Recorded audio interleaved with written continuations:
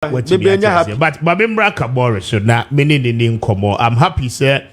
We're raising a lot of concerns whilst he's here, and I know sir Obe responded to some of them. Kabore, Mahmud watching him na membra was should not yen Komo. Me that's it. We the say wondro. Sebia son sebia pronto. Yes, ebusumo no betra no. Yeah. One na ochiro na chiwade. Me da menu apeni ase NDC. Party ni aban ni na yeda na se.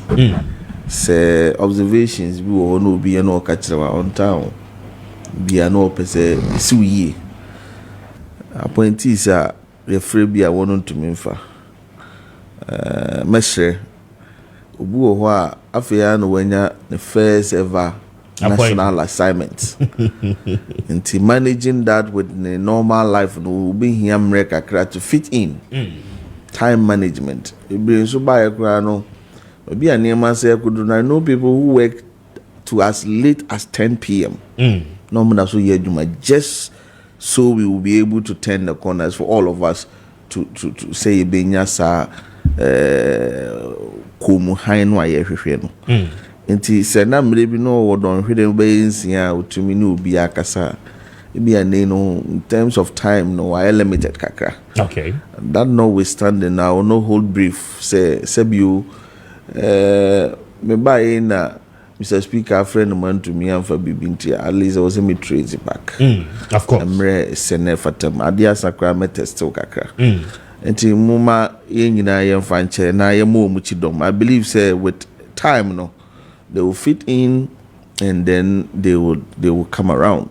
Na sebiu enye boni so ase papa so pa uma so ne nanumo de bia ni nyina mu ye mra o mu asai nya daje o mu agedi ye ne ma se o man no be fa no ntoma pa afra.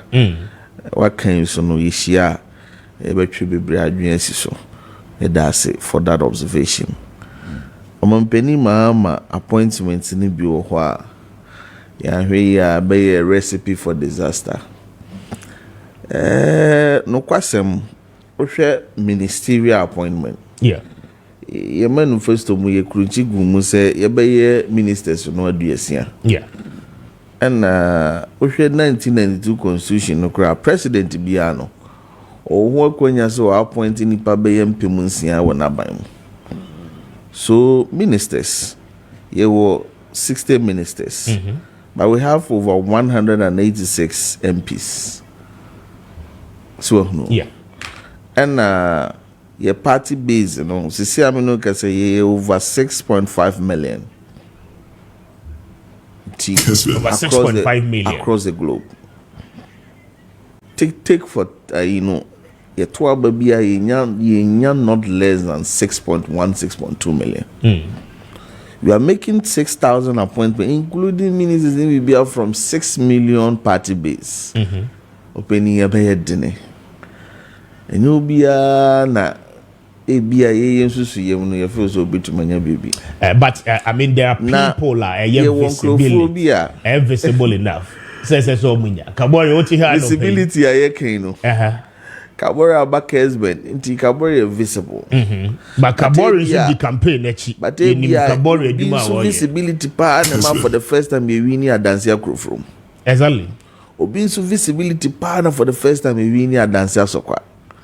And the visibility, no, it depends on which level we are talking about. So I just say. In fact, and penny for they deserve more than he's even asking for them. They deserve. But maybe I know the papa catch them and say, Sekukura no baby, Kukura no big ton, Kukano pano.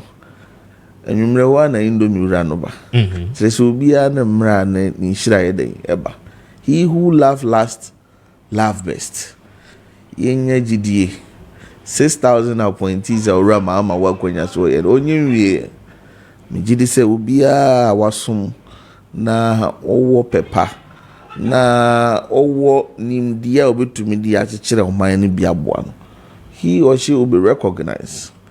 I thought that so you wouldn't want to do certain comparison because BSC and say ye ni for ye din so ye ye so no Ofa me Maami Grace Ayezu, for instance.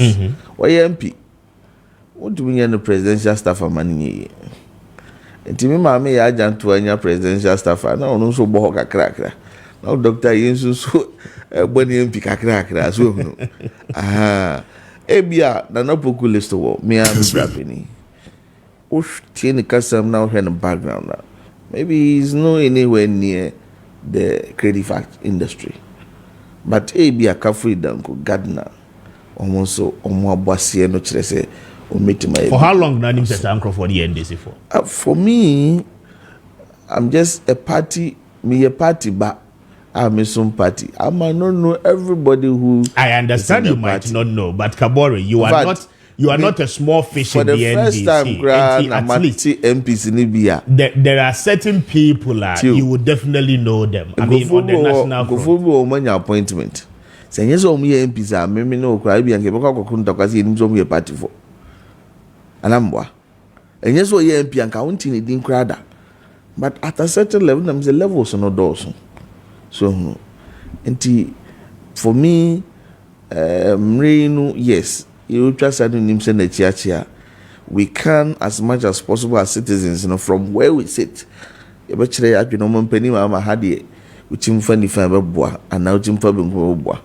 for me, I think that he needs our support more than our early days criticisms. Now, in as much as criticisms are welcome, no.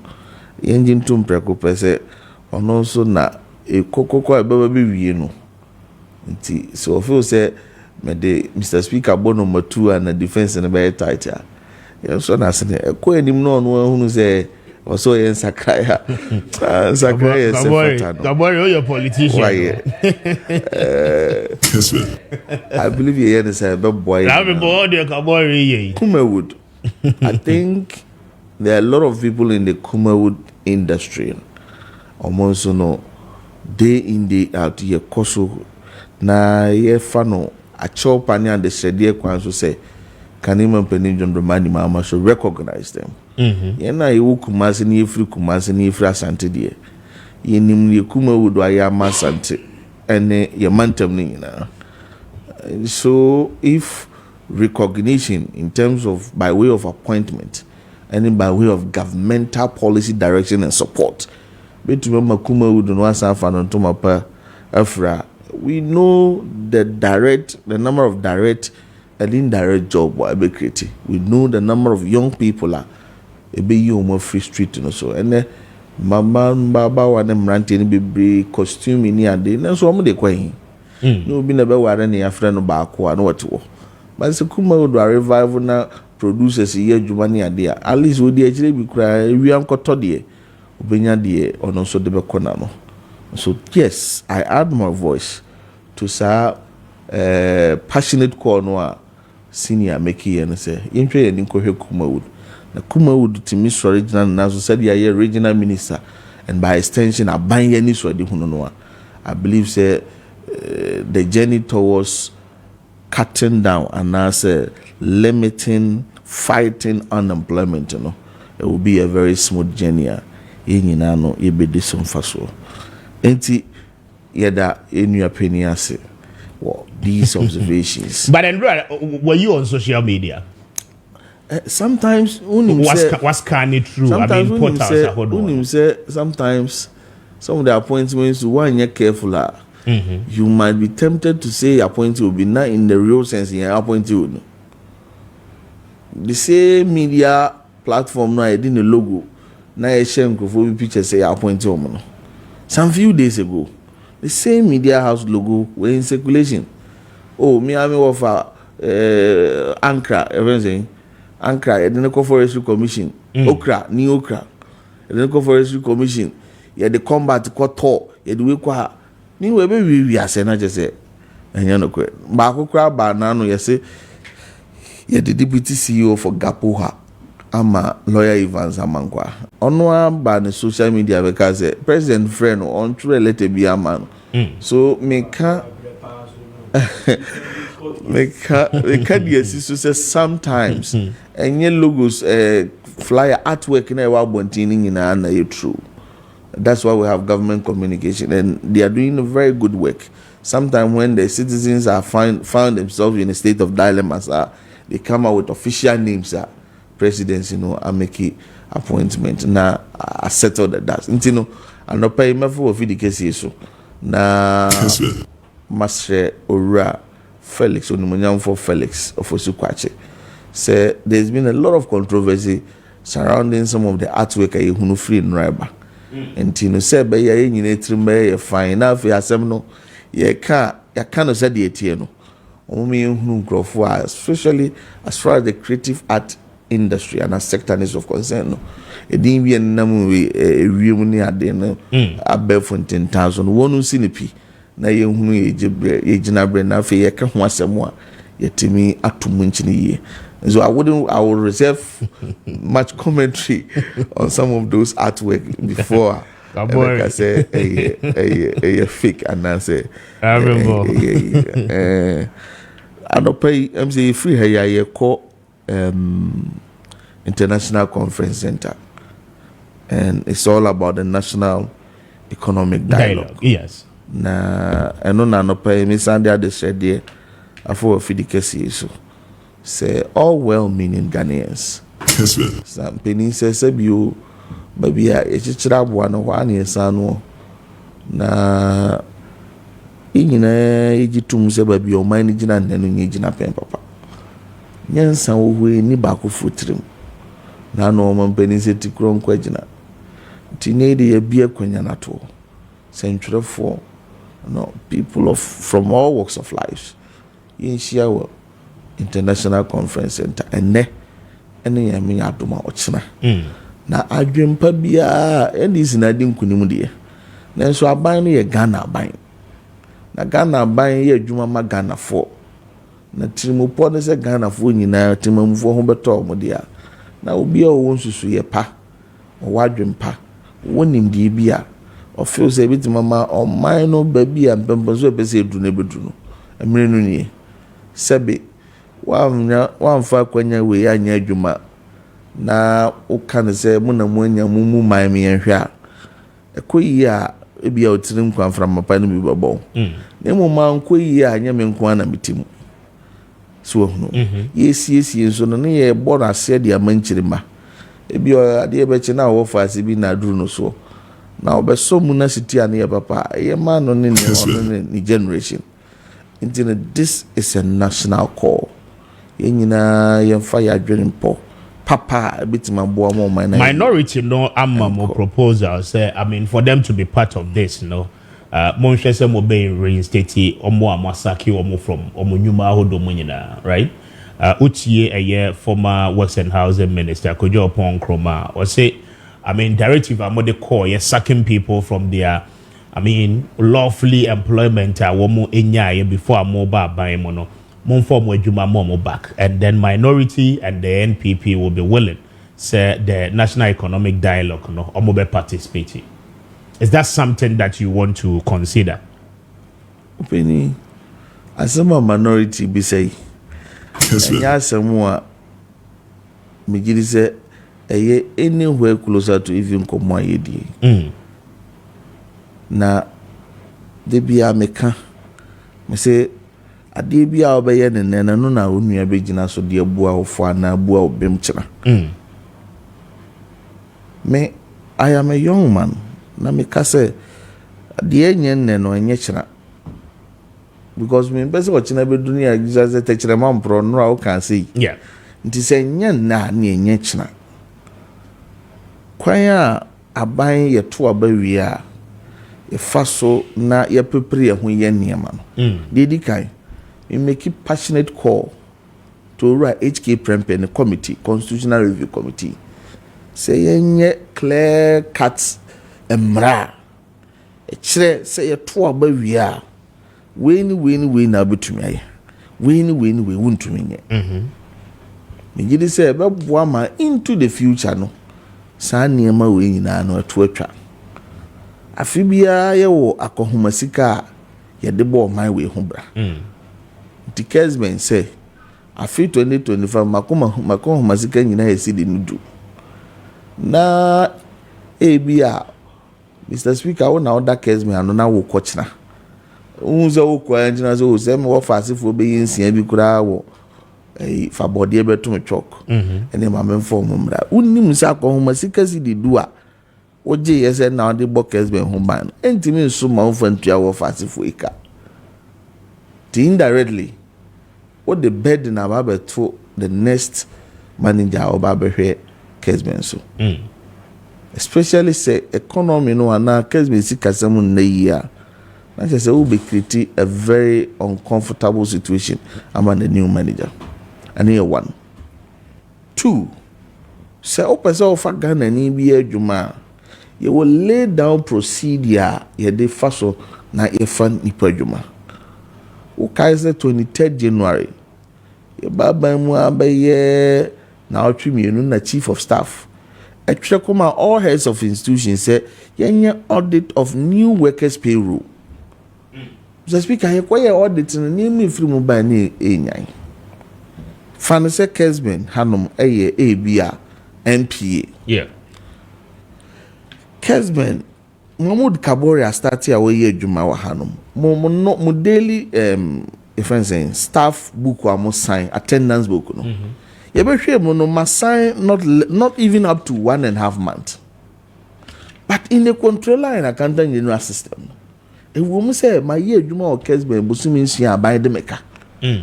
And for certain technical issues being aban to into and ehwe ntua.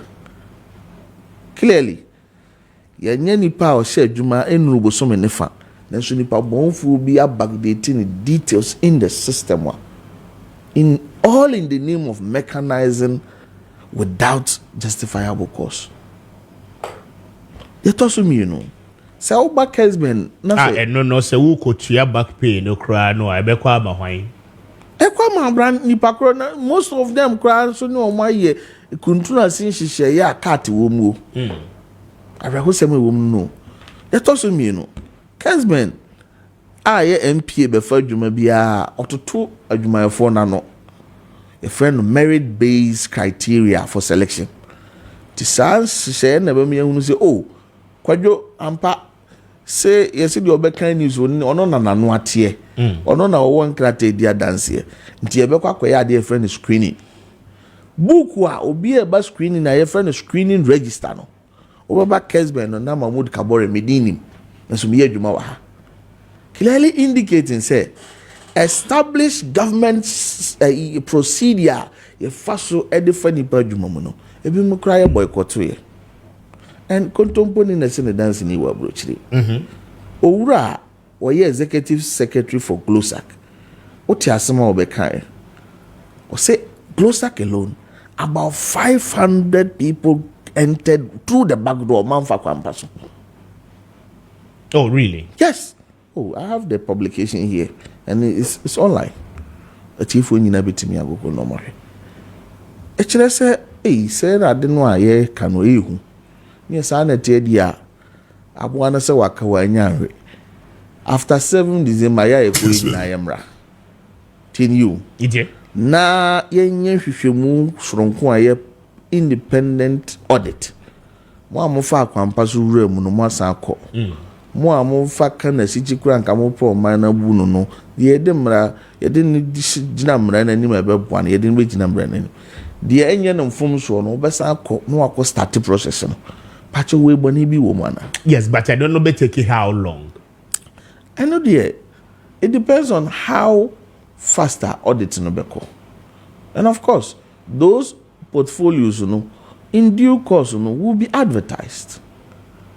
Ama wo feel say now we are qualified so apply nuanom so omunti bi da na nurse for crack on yes there be nurse for the whiness nurse for ka abanya would free so now no the financial clearance covering up to 31st December 2024 obi bia has our financial clearance no cover no nkomo aye di kura won ka ho we nurse was a teacher for so the financial clearance and also cover ya up to August 30th or something. Sanko fu nyina nka ho because ono de clearance na kire se na enim bia ya o ye dwuma betumi afa so atua naka. security service and I'm from immigration here you or yes go for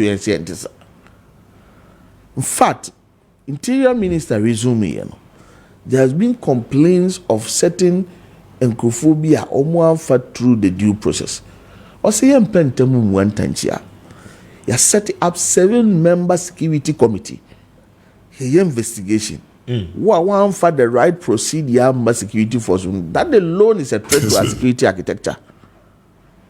It is identify will be sad here now a some started processing but until that investigation proves anything no obi anyone here permanent from the security services obi because why obi in fact obi ada so honum enti minority say to say ye Ghana ku nyina ye believe in the merit based approach as a criteria for selecting prospective applicants there. I was almost joining this crusade. Now for the first time you sanitize your employment system. Na ebwa emma ochina enko ba se Kabore. Ma ban wo so minim MPB nti na ye de me kwhye baabi. Ni mom ebe ye se me wo honim de metumi ayo nti na ye de me ko. Enko baze baba ba mu ni atuma sawura mu fie nan fie wotwe na de ache na ban no agu na afem pepre ho nim se ukofie be boss bu nti na omoamoa nipa de ne hye ba bi se de ye moamoa paper de hye tokurum enye papa na emmoa o man no kwan bia so nti ne nyina aso man no I think say this is the right step ye ka se ye politics of equalization make Kabore no na e kan dia ka minka bi because sebio do nya adwuma no nya Azerbaijan ni ene won freeze Djibouti timi nka se na no MPP ni yi obi adinti ene ye yi obi adia papa enya papa mesososo the more justifications na ba no it is in the interest of young people of this country cry say e be support sa share no na boa amoch na wo pa adwuma. It shouldn't be based on who you know. It shouldn't be based on how much you put in an envelope for someone. It shouldn't be based on who leads you to which office. It should be based on your merit. Within the farmer and then as far as I do manual of concern. To this point, does the minority have a case? They don't. Can any of you case? They don't. How many case? And in any case, Sas is na ye na MPP for kwa na aka omwana senka say ye fa process papa di anka ideal link ye adwen say Ghana for nyina but why are they crying more than they bereaved? Say about 90% of these people are here kan ayo mo ankrofo a abro bayi wo mo sebi abtifo fancheme wo mo antimi anhwe amfa mofreya. Most of these politicians are used and done politicians. Or feel so or do kwese adwuma in the first time no a opobia soma no constituency ayade ama na onya so obemo follow no say last minute no force a BT system, and this is how most time it ends the young people. Okay, intermediate enya suya de ma all politicians and all young people are deep amanyo. But even if they are NPP, they are still Ghanaians. I agree I agree. But I'm only using that to set a premise. Say, politician who are kwenya say abranti bi a wo hwe wa bra boss wenyini. Someone you are a role model to a young man odi wachi somoa. Wo moa bi ebe boa no ntem. Last minute moano ya adoso. And most of those last minute moano emfamra kwan so. They say the way no emfamra kwan so. And we will not. I will not. And no youth should support some of these and she share and why that everybody in Ruba Bino nya wo nimdie so be adwane mo penny for me. That's very bad. It is a recipe for disaster. A recipe for disaster. 5 after 9. This is Kessben 92.9.